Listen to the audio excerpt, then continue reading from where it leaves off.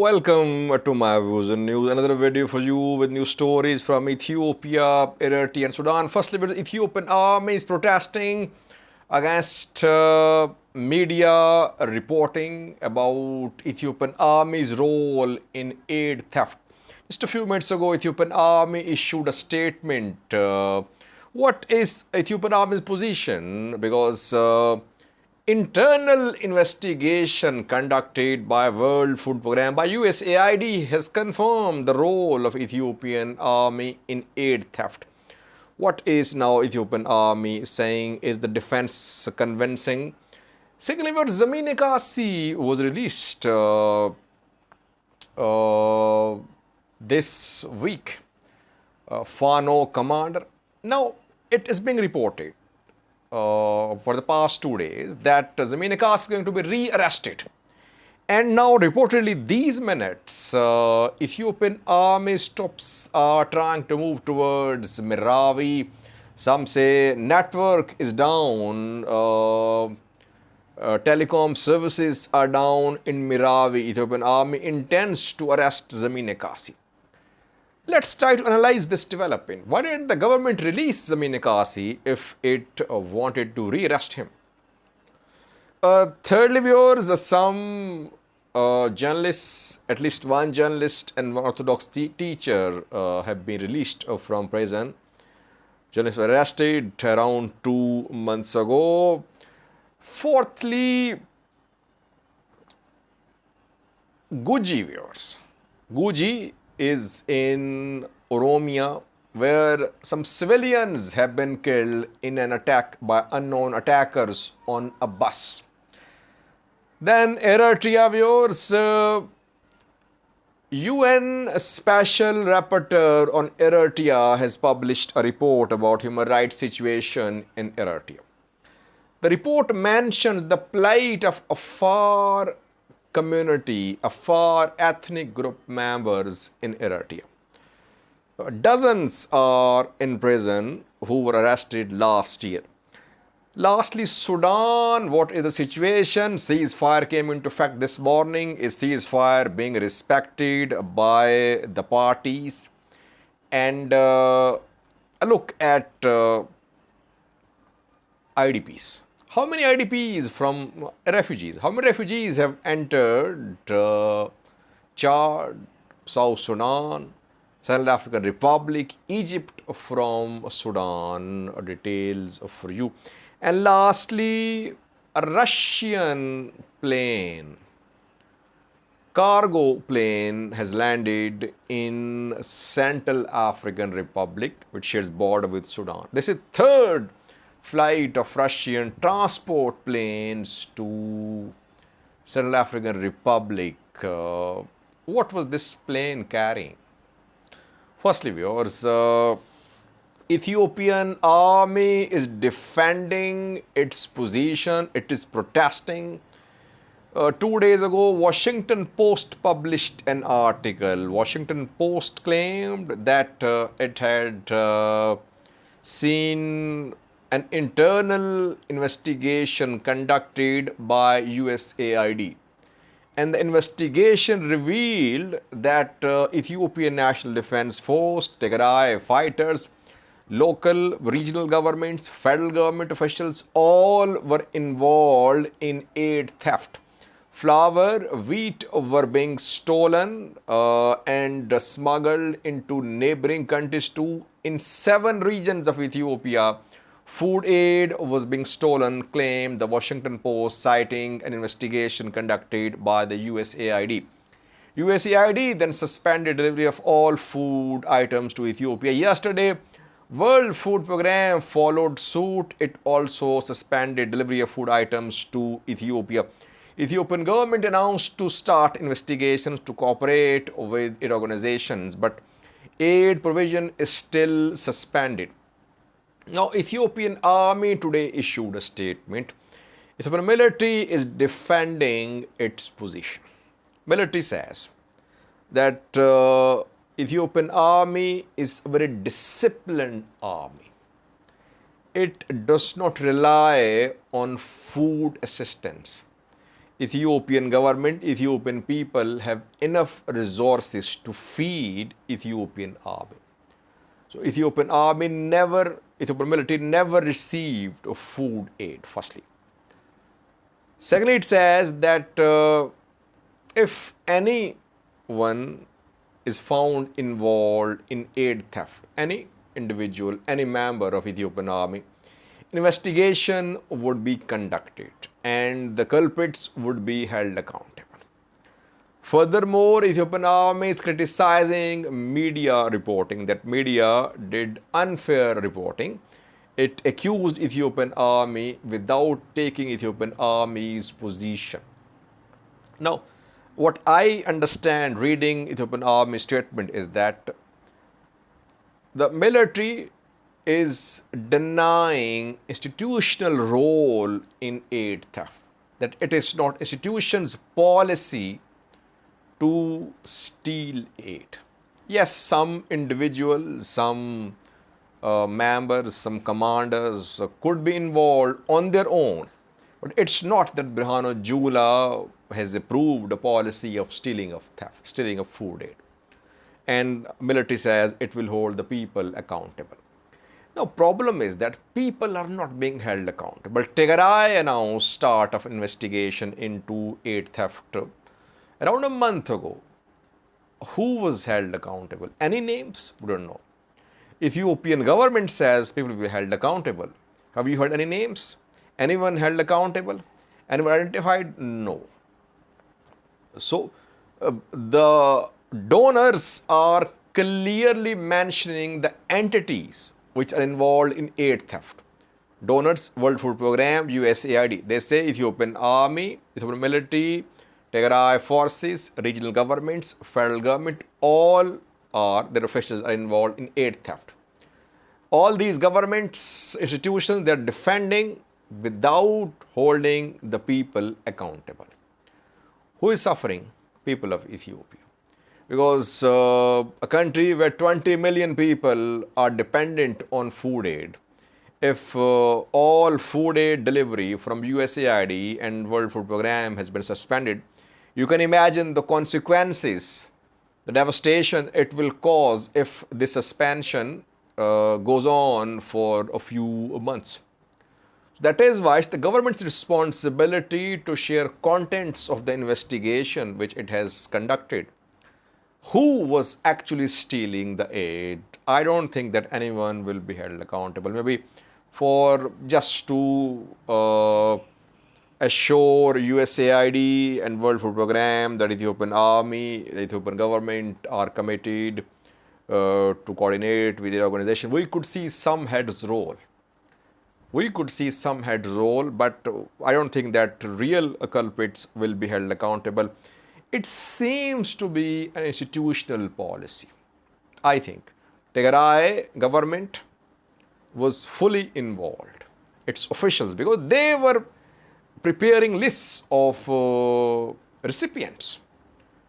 So, and aid is being stolen across Ethiopia. So, regional governments, forces are involved. Now, they're trying to hide their role in aid theft. I believe so. Secondly, viewers, Zemene Kassie Fano, commander from Gajam, was released by a court a few days ago. This week, he was released. A court ordered his release. A court acquitted him of his charges, and he was released from Swatamit prison in Bahirtar. We saw that people welcomed him. Thousands attended his welcome gathering. He addressed people in Meravi, his hometown. Last year, when security forces tried to arrest Zemene Kassie in Meravi, people took to the streets. They opposed this move. They confronted security forces. Meravi came under siege for 2 days, I think. Then Zemene Kassie managed to flee, but security forces raided his house. But this week, Zemene Kassie was allowed to address people outside his residence in Meravi. He was released, and now it is being reported by several Amhara news outlets that Zemene Kassie could be rearrested. That Ethiopian army's troops are being seen on their way towards Meravi and they were seen moving from Finot Silam towards Meravi. Some say that in Meravi, mobile services have been suspended. Telecom services are not working in Meravi because government is planning to re-arrest Zemene Kassie. Well, I am unable to understand why would Ethiopian military re-arrest Zemene Kassie. Why was he released in the first place if he was to be re-arrested? There is something which is hidden. Either Zemene Kassie was released after underhand dealing with the government, he is not honoring his commitment, or he will not be arrested, just a drama is being created. But we'll have to wait and see, will Zemene Kassie be re-arrested? When Zemene Kassie was released, I believe that his release was an attempt to weaken Skandar Naga. We have seen statements from Skandar Naga in support of Zemene Kassie, but not vice versa. I have not heard a word from Zemene Kassie about Amhara Popular Front of Skandar Naga, which is based in Gajam.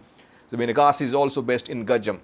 So I think the purpose of his release was to create split between Zemene Kassie and Skandar Naga, between Gajam Fano factions. Did this effort of the government succeed or not? We'll see. Will he be re-arrested? Too early to say, but we're monitoring this development. If he's re-arrested, we'll try to update you. Meanwhile, those who were arrested a few days ago are being released. We know that people in the Amhara region, activists, journalists, religious elders, Fano supporters, commanders, all are being arrested. Especially those who criticize the government, regional government or federal government. Teddy Asfaw was arrested around 2 months ago, a journalist. People say that Teddy is relatively impartial, neutral journalist, but he was arrested. I think he was arrested twice, but he was released today. We saw his pictures with his family. An Orthodox teacher, Hailemichael Zewdu, was released as well today. He arrived in Bahirdar after his release, where he was warmly welcomed. Several journalists have been arrested twice or thrice in the last 1 year or so, and then they were released. Tadios Stanto is still in prison. 70-year-old man, historian people say he spreads hate. He's in a prison, and there are some other journalists against whom some serious charges are being filed, like several journalists who will face these charges at courts in coming days. Thirdly, was Guji, where an attack was carried out around 24 hours ago on a bus carrying civilians. It happened in Bolehora, where a public bus was attacked. Unknown attackers fired at this bus. Bolehora is in West Guji. 2 civilians were killed, 4 were injured in this attack. Who were the attackers? Is there any presence of Ola Oromo Liberation Army in this area? Was there any fighting in Bolehora or near this, near the place when incident happened between Ola and government forces? Yes, there were clashes between security forces and Ola fighters in Bolehora and West Guji. And after these clashes, we saw this unfortunate incident that a civilian vehicle was attacked. Unknown attackers fired at the bus. No, we don't know what was the intention behind attack on this public bus. Was it intentional or accidental? But civilian deaths are being confirmed. Ola silent, no statement. Government is pointing its finger towards Ola, that Ola is involved in this attack. No signs of start of second round of dialogue between Ola and government so far. They held their first round of talks in Tanzania, Zanzibar. more than 3 weeks ago. Since then, complete silence. Both sides are beefing up their defensive and offensive deployments, but no announcement of the start of any new dialogue between the two sides. Fourthly, viewers, Eritrea. Abdeslam Babikar is UN Special Rapporteur on Eritrea, appointed by UN Human Rights Council. He submits reports, periodic reports on human rights situation in Eritrea, though he was never allowed to visit Eritrea. Years ago, he was appointed as UN Special Rapporteur through a vote at UN Human Rights Council, but Eritrea never allowed him to visit the country. But we see his reports. He has submitted several reports so far. He submitted a report around 24 hours ago, and the report mentioned the plight of Afar people living in Eritrea. Abdeslam Babikar says, UN Special Rapporteur, that Afars are facing discrimination, they're facing harassment in Eritrea. They mostly live in Dankali region or south or southern regional, southern Red Sea region. Abdeslam Babikar says that in all walks of life, Afars are being discriminated. In education, in health sector, they mainly rely on fishing. But last year, dozens of Afars were arrested. Their fishing boats were seized by Eritrean military. And since then, most of them have been in prisons. They were not released. Trade between this region and neighboring countries is restricted as well. So it's difficult for the Afars of southern Red Sea region to make both ends meet. Abdeslam Babikar further says that this discrimination against Afars should come to an end, because discrimination is so widespread that people are facing the consequences. Their existence could be in danger, because they have nothing to eat if they cannot fish. Fishing is their main profession, which is being prohibited. They're not being allowed to adopt this profession. Their boats are seized regularly. And we know that some Afar groups have been trying to launch an armed struggle as well for a change in Eritrea. The Afar opposition groups were based outside Eritrea. I think one was based in Eritrea, in Ethiopia, neighboring country. And when TPLF was in power in the form of EPRDF, back then Ethiopian government of TPLF used to back that Afar opposition armed group based in the Afar region of Ethiopia. So Afars claim that they're being discriminated, and they want their rights to be respected in Eritrea. There are some other Afar diaspora organizations too, which have been involved in political peaceful struggle, who say that their objective is that rights of Afar people should be respected. Lastly, viewers, Sudan, what is happening there? This morning, ceasefire came into effect. Firstly, we have not seen any statement so far from Sudanese military or rapid support forces about ceasefire violation. This is the most important point, because in earlier ceasefires, we saw that both sides used to blame each other for ceasefire violation immediately after the ceasefire used to start. This time, both sides silent. So we can say ceasefire is being respected. I could not find any uh, information about airstrikes, about clashes, about large-scale mobilization of military assets of the two sides. So overall, perhaps this is the most respected ceasefire so far since the 15th of April, when this war broke out between Rapid Support Forces and Sudanese military. 24-hour ceasefire. If ceasefire is fully implemented, it could be extended to. It's a success that some progress has been made. Because yesterday we saw that Saudi and American negotiators warned the two sides that if anyone violated the ceasefire, the violators will have to face consequences. Talks would be completely adjourned.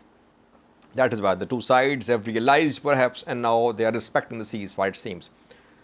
Update in coming videos too about the ceasefire. Secondly, number of IDPs, number of refugees from Sudan who have entered neighboring countries. How many? World Food Programme shared a number today.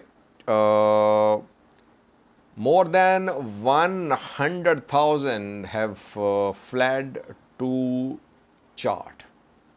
And almost all of them, most of them are from Darfur. Al Janina, Zalinji. Viewers, Al Janina is a ghost town.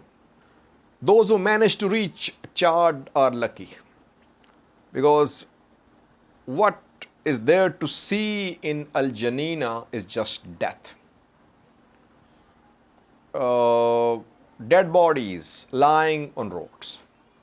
Smell of death is what people encounter when they enter Al Janina West. How many have been killed? Who killed? No one knows. But it's like what we saw years ago when there was ethnic conflict in Darfur, and Umar al-Bashir backed Janjaweed fighters and non-Arab fighters clashed, and thousands, tens of thousands were killed back then. Again, thousands killed, but not being reported because there is no internet, no electricity.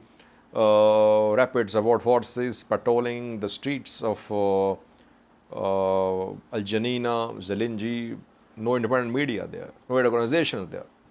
So more than 100,000 have entered Chad from Darfur, lucky. More than 100,000 have entered South Sudan. Around 15,000 have entered Central African Republic.